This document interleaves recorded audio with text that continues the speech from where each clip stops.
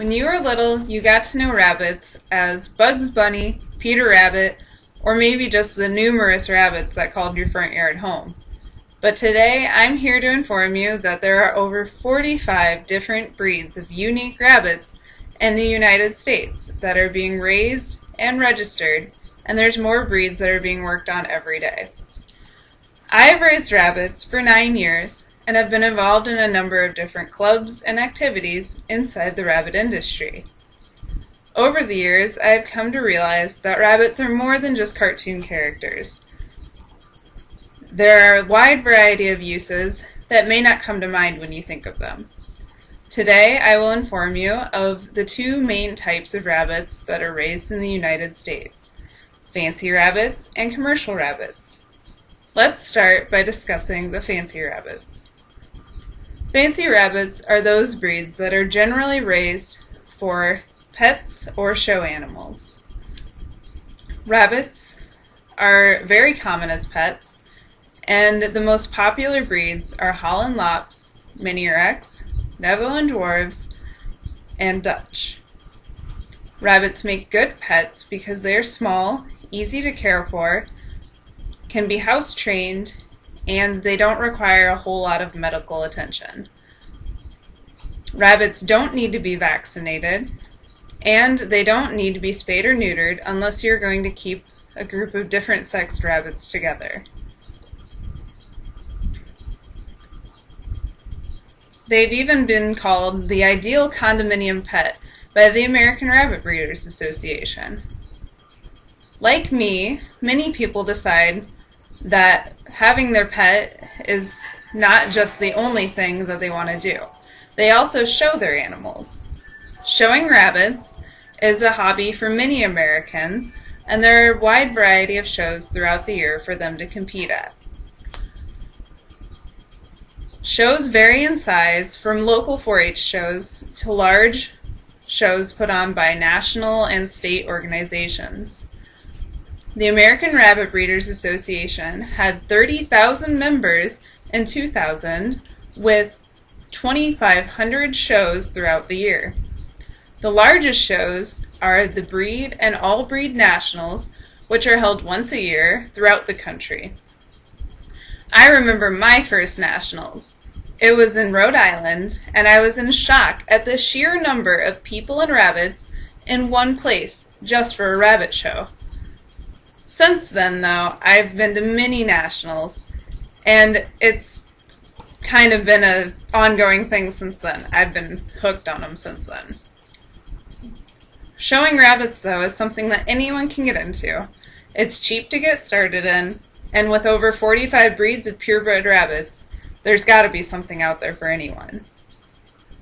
Now that you know the uses of fancy rabbits, I will discuss the uses for commercial rabbits. When you hear the phrase commercial rabbits, you may not know quite what to think. But generally, commercial rabbits are used for research, meat, and wool production. Rabbits have been used for research and lab test animals for a number of years, and there are about 2 million rabbits that are used for research every year. This is in addition to all those lab rats that you usually think of.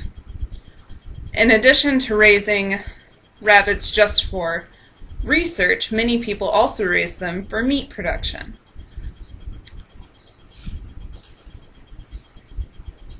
Meat production in the United States is generally just thought of as pork, poultry, and beef.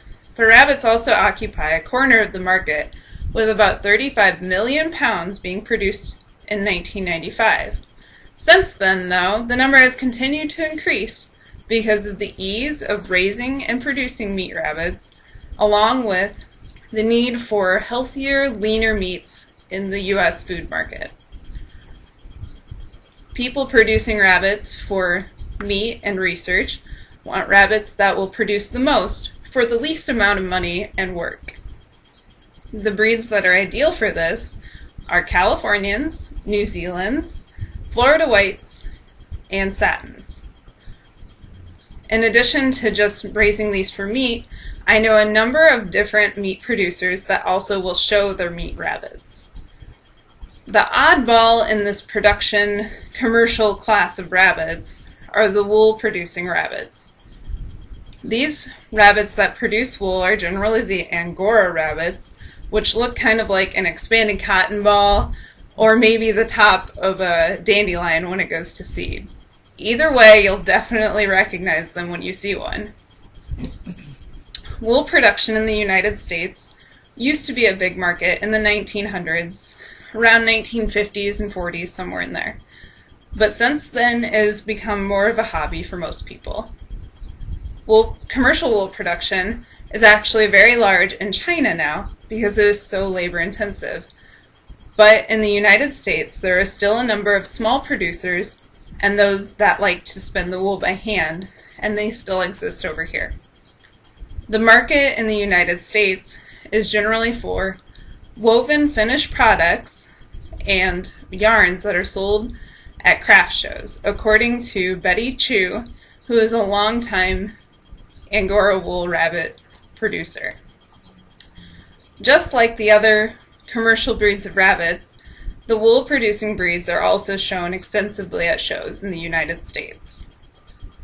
In conclusion, now that you know about the uses of both fancy and commercial rabbits in the United States,